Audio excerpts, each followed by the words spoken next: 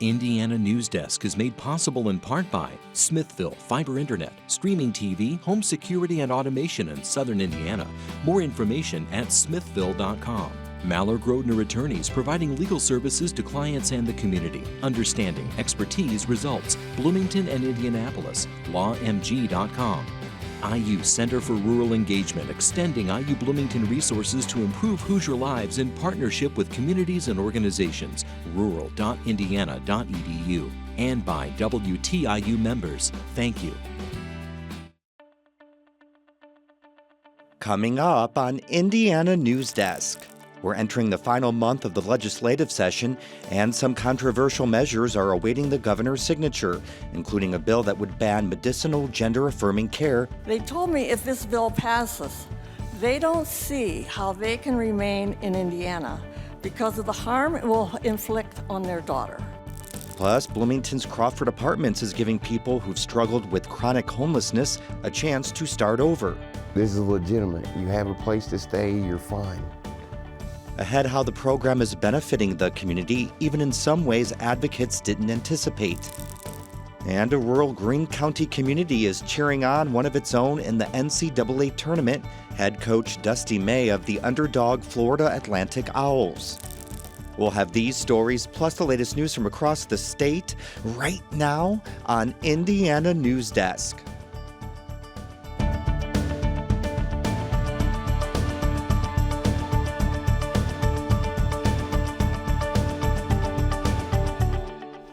Welcome to Indiana Newsdesk. I'm Joe Wren.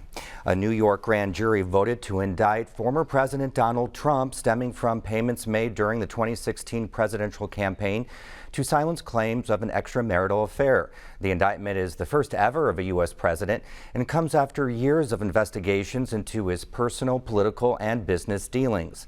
It also throws a wrench into his bid to retake the White House next year.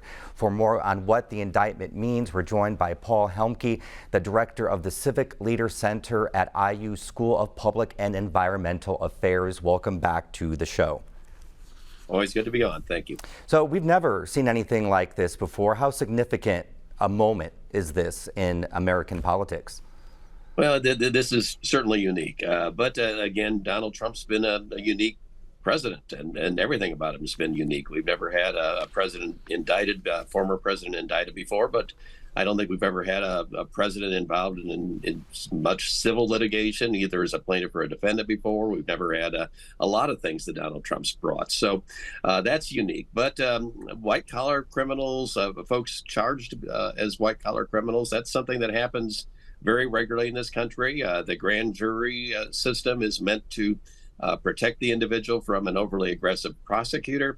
Our criminal justice system is set up that a person is assumed to be innocent until proven guilty. This will be a chance for Donald Trump to try to dismiss the complaint if he feels it's invalid, and put on evidence if he wants to fight it. So that's something that happens very regularly. Republicans in Congress are circling the wagons in defense of the former president, claiming a partisan attack. Did you expect they would, without knowing what the charges are? I've seen some indications that they're following a set of talking points that the Trump folks have put out and following it pretty directly. That's not surprising. What's surprising to me is that for folks that are supposed to defend and support the rule of law, that they're jumping on this without even seeing what the charges are yet. How do you know that they're illegitimate charges if we haven't unsealed the indictment yet? And again, Trump is considered to be innocent until proven guilty. If we believe in our criminal justice system, if we believe in the right to have a grand jury of independent people outside the prosecutor looking at things, then I would expect Republicans and Democrats to be defending our criminal justice system. To attack the system before we know what's going to happen, I think is wrong. No person's above the law. And again, this is a unique situation in terms of a former president, but everything that Donald Trump has done has been pretty unique too. So how will this affect Trump's presidential bid? I think that's an interesting question. I think Trump's going to use this to try to play the victim, try to rally support, try to raise some money. It makes the story all about him. It's going to be tough for any other candidate to get much traction or to get to much attention while this is going on. And I think that's something that Trump likes and may well help him in the polls, at least for the foreseeable future. Back in 1920, we had a presidential candidate, Norman Eugene V. Debs from Terre Haute, Indiana, ran for president while he was in a jail cell, a prison cell for having violated the Sedition Act, the World War I Sedition Act. So people can run for president. And by the way, that was one of the more successful third-party candidacies ever back in 1920. So it's happened before. Some people in the past, this would have killed their campaign. But I think Trump likes the exposure, likes the limelight. This might just give him fuel to be even stronger, at least until the trial happens. And again, with all the lawyers that Trump can afford, he can help control the timing of this a little. If he wants to drag it out, he can. If he wants to try to get it taken care of quickly, he can. But it puts him at the center of attention, which is something I think he likes. Hey, we just have a little bit of time. There's other investigations into Trump going on in D.C., Georgia, that could sweep up members of Congress. How dangerous for the country could that be? I think it's dangerous for Trump. I don't think it's dangerous for the country. I think if other charges are brought to him in terms of election meddling in Georgia or in connection with the January 6th insurrection, then I think folks are going to have this drip effect that maybe there's something there. Maybe there is something really that needs to be taken care of. And I think folks might react to that. But we'll have to see what happens with those things. Certainly a unique situation, but a unique individual too. Okay, thank you so much for your time. Appreciate it. Thank you. The federal government has provided $130 billion to local governments for climate resilience projects. But towns in Indiana that are most in need are the least likely to receive help. Ethan Sandwise has more. Climate disasters have a disproportionate effect on poor and rural communities. Federal and state infrastructure climate resilience grants are designed to close that gap. There's more money available than ever, but getting and using it is often beyond what small towns can manage. I think there's a fallacy that just providing resources is all that has to happen for local governments to be able to take these actions. And in reality, local governments are not set up organizationally to deal with climate. Assistant Professor Aaron DeLotte teaches at Indiana University's O'Neill School of Public and Environmental Affairs. He's also affiliated with the Environmental Resilience Institute, an IU program that works with communities in Indiana to better prepare for the effects of climate change. A study led by DeLotte shows that 4 in 5 Indiana towns lack the resources to apply for assistance. Only 1 in 4 have a full or part-time staff member dedicated to sustainability. It's a very time-consuming, cumbersome sort of process, and it's really not worth it for a lot of these smaller governments because they are scrambling every day just to keep basic services provided. Some cities without grant writing capacity have created imaginative solutions. Richmond, Indiana is a town of 35,000 people on the Ohio border. City officials have partnered with private citizens to create the Environmental Sustainability Commission. An element in making this all possible is the external support that we as a local government have received from others who have the capacity, the time, the availability. Grayson Hart is the vice chair of the commission and GIS coordinator for the city. A former student of DeLotte, he wants Richmond to punch above its weight by sharing sustainability work. Thanks to the commission, Richmond won a federal grant for its Beat the Heat program. The city was able to hire a full-time heat relief coordinator to help citizens cope with extreme temperatures. But for towns like Richmond with limited capacity, obtaining funding is only half the battle. Research conducted by DeLotte showed that small staffs can be a bottleneck for projects. We scored above average on a lot of the different things in terms of like planning and reporting and like inclusion and these sorts of things. We actually scored worst in implementation. So implementation is the really big challenge in sustainability. I like to call implementation the place where great ideas go to die. And that means that typically when we adopt policies, we don't devote a lot of attention to what happens after you adopt a policy, who has to implement it. That challenge is even more acute in smaller towns, such as Nashville, Indiana. City Council member Anna Hofstetter feels like when it comes to climate change, Nashville is under-equipped. We love grants. Who wouldn't? We'll take whatever money you want to give us. But applying for the grants is a full-time job. Some of Nashville's immediate problems have been exacerbated by climate change. Hofstetter said responding to those can feel like being underwater. On Nashville specifically, we are very concerned about flooding. We've been experiencing a lot of it. We don't have the money or the infrastructure to deal with what we're experiencing at this point. Climate change is one of Hofstetter's highest priorities, but gaining local support can be an uphill battle. A fourth of municipalities surveyed by Delott say sustainability is not a local priority. Sometimes I kind of blame myself for being a little too pushy, but we absolutely need to do something. Like Richmond, Nashville turns outward to help meet its climate goals. Last Friday, the mayors of Columbus and Bloomington met in Nashville and vowed to pool their climate resources, a new tri-county initiative called Project 46. Part of the reason for collaborating is to be able to take that shared resource, grant writer, let's say, and spread that across all our communities. By cooperating with other cities, business leaders, and nonprofits, smaller towns hope to fare better in sustainability projects than by standing on their own. For Indiana Newsdesk, I'm Ethan Sandweiss. We're joined now by Catherine Patterson for more headlines from around the area. Hello, Catherine. Hi, Joe. The Monroe County School Corporation passed a resolution recommitting itself to serving LGBTQIA+ students at this week's meeting. The resolution comes after a Bloomington North High School teacher brought a litter box into class last week as part of a social experiment. He wanted to see the reaction to the debunked claim that K-12 schools are providing litter boxes for kids who identify as cats. Sam Clark, a non-binary student at North, says in the days following the experiment, transgender students experienced increased harassment from their classmates. It was deeply disturbing to see this situation occurring at my school in any form. And it was disturbing to see the spread of this false information backed by a teacher without any thought of what the aftermath could possibly be.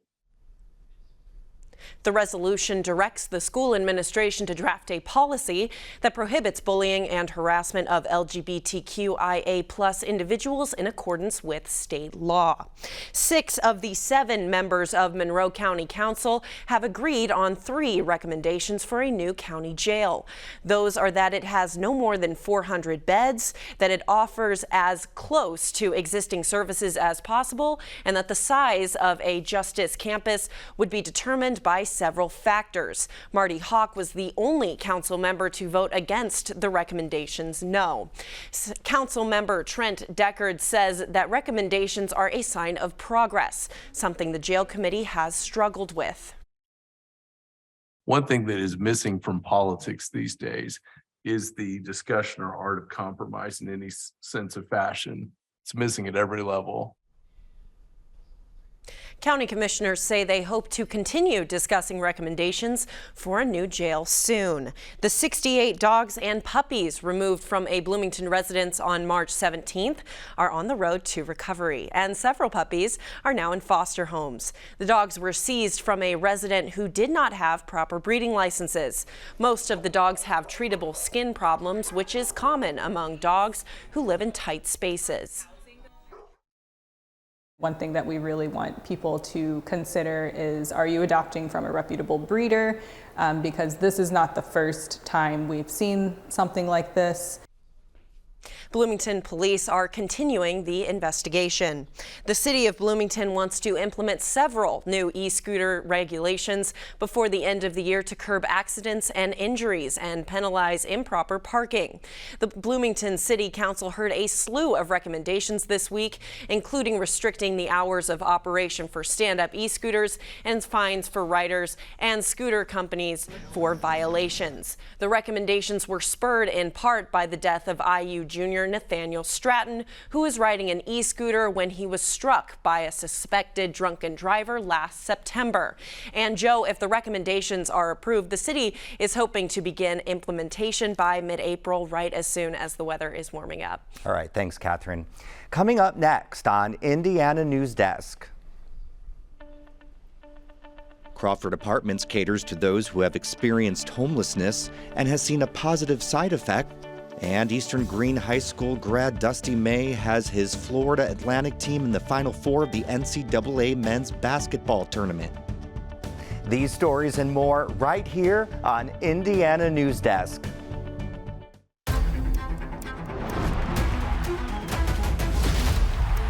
Draw your arrow to the head! We're running out of time.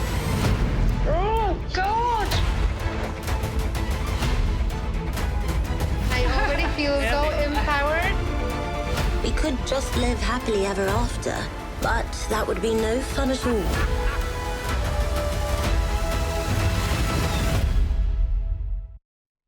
Welcome back to Indiana Newsdesk.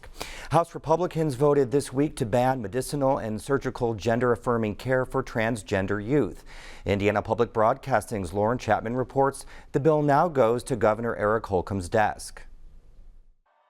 The bill would ban medicinal gender-affirming care, like hormone therapy and puberty blockers, and gender-affirming surgeries, which aren't performed on minors in Indiana. The bill's House sponsor argued the legislature had an obligation to protect children from these procedures.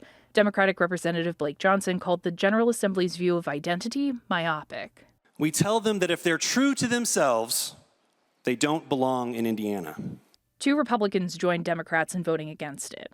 Governor Holcomb has previously vetoed anti-trans legislation. He told reporters last week parents not only had a right to their children's health and well-being, but in fact have the responsibility of it. The General Assembly has overturned 7 of Holcomb's vetoes since he took office in 2017. For Indiana Public Broadcasting, I'm Lauren Chapman. Open more than 11 years, Crawford Apartments in Bloomington offers permanent housing and services to community members experiencing chronic homelessness and disabilities. Benta Boutier reports on the effects of the Housing First model for its residents. The goal of the apartments run by Beacon is to provide housing to some of Bloomington's most vulnerable, but Beacon Executive Director Forrest Gilmore says it's had an unintended outcome, about an 80% drop in arrests for its residents overall. I think it's probably the most effective crime reduction program that exists in our community. It's not the point of the housing, but Gilmore says people should know how effective the housing and its services are for residents in the community. One of the challenges people experiencing homelessness face is increased interactions with police and arrests. A California policy survey found people experiencing unsheltered homelessness reported 21 contacts with police over 6 months, 10 times higher than numbers reported by people living in shelters. And of course, some of these crimes are also just products of their existence, that trespassing people have to have a place to live. Petty theft people, are often struggling with just having enough to eat and to get by and things like that. And disorderly conduct can be a product of mental illness or, struggles and things like that. A study completed in 2019 says nearly 65% of residents have a substance use disorder and more than 72% have a serious mental illness. The 2019 study counts Crawford residents' arrest rates before and after moving in. The cumulative number of arrests for the 87 residents in the 2 years prior to moving in was 436. But after 18 months living in Crawford, arrest rates dropped to 0. Christopher George has lived in his apartment for 5 years. Before moving in, he was homeless for 7. He's an Army veteran and has a blood clotting disorder that caused him to lose his job. I mean, it can happen to anybody. I had $65,000 in my bank account. And 6 months later, I was homeless because I happened to have a medical condition, and I didn't have insurance. It went away like that. I mean, it's very common. And it's not because you're a drug addict, you're an alcoholic, you're a bad person or whatever. It's just you run out of money, you run out of money.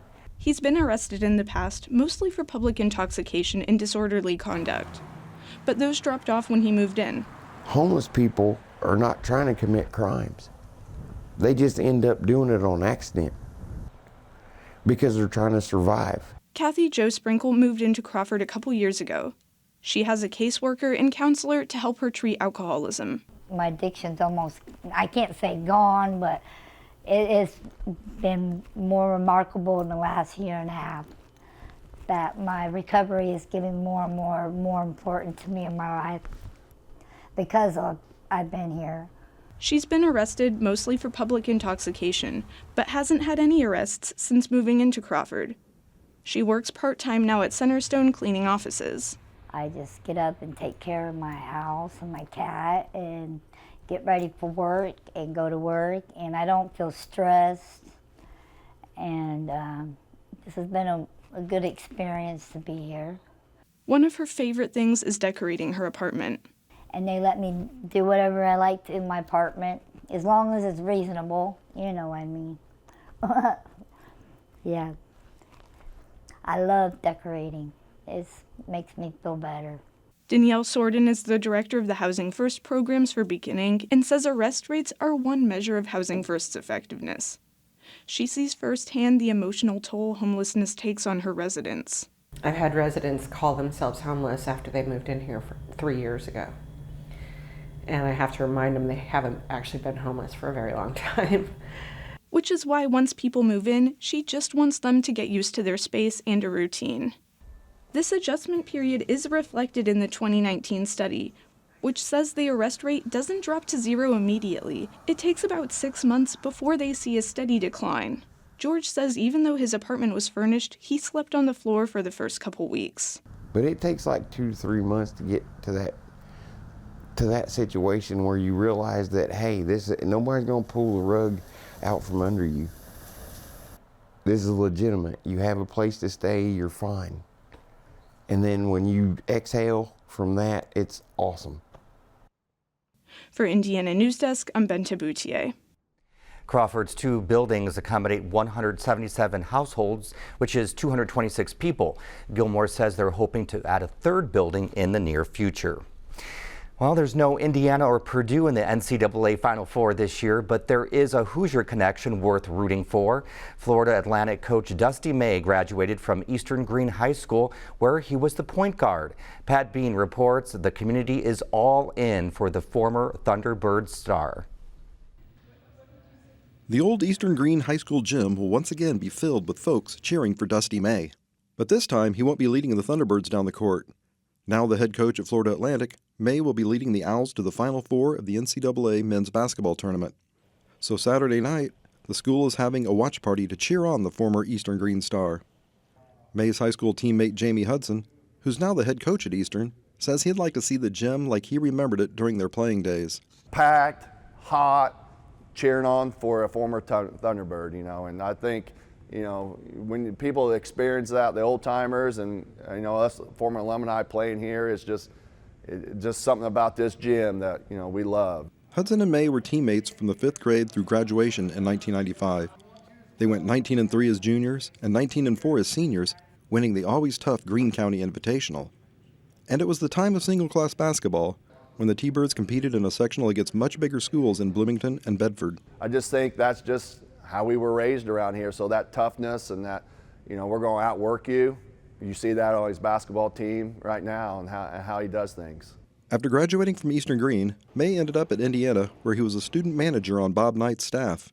It's no surprise he picked up some tendencies from the Hall of Fame coach. This is a Coach Knight type of group. We all obviously throw out coaching cliches, but I've never been around a group of guys, and I've been doing this 20 plus years, been a part of a Division I team for 20 plus years, that brought it the amount of energy, intentionality, focus every single workout of every single day. May says there were 2 moments early in the season that made him think the Owls might be pretty good. The first was winning at Florida. The second was beating Detroit Mercy by 21 points. Detroit's coach, former IU coach Mike Davis, came into their locker room after the game. I told our guys, we haven't seen a team like you in years. This group could be special. You guys could go to the Final Four. And our guys are looking at me like, hey, who is this guy? And so, but what it did, as we started to win and generate a little bit of buzz, I think we always kind of refer back to maybe we're a little bit better than what we thought. That buzz has carried them all the way to the Final Four and has a little school in Greene County excited for one of its own. We're a small school. We graduated with 70 kids at the time, and to have one of our alums, and friends, be able to experience this unbelievable moment is pretty cool. For Indiana Newsdesk, I'm Pat Bean. If 9th-seeded Florida Atlantic makes it to Monday night's championship game, it would be the highest seed to ever play for an NCAA title. It's no longer a secret, but when the IU women's basketball team gathered to watch the NCAA selection show 3 weeks ago, star center Mackenzie Holmes had a question for head coach Terry Morin. How does it feel to be AP Coach of the Year?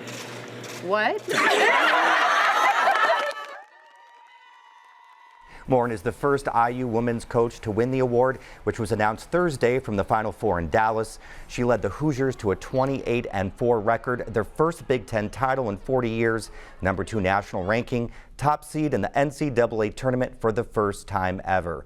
Morin, who is in her 9th season at Indiana, also became the program's all-time winningest coach this season. The Hoosiers return all but one starter next year, should compete for another Big Ten title. That's the end of this program, but our work continues online as we cover the news throughout the week at WTIUnews.org. Have a great weekend.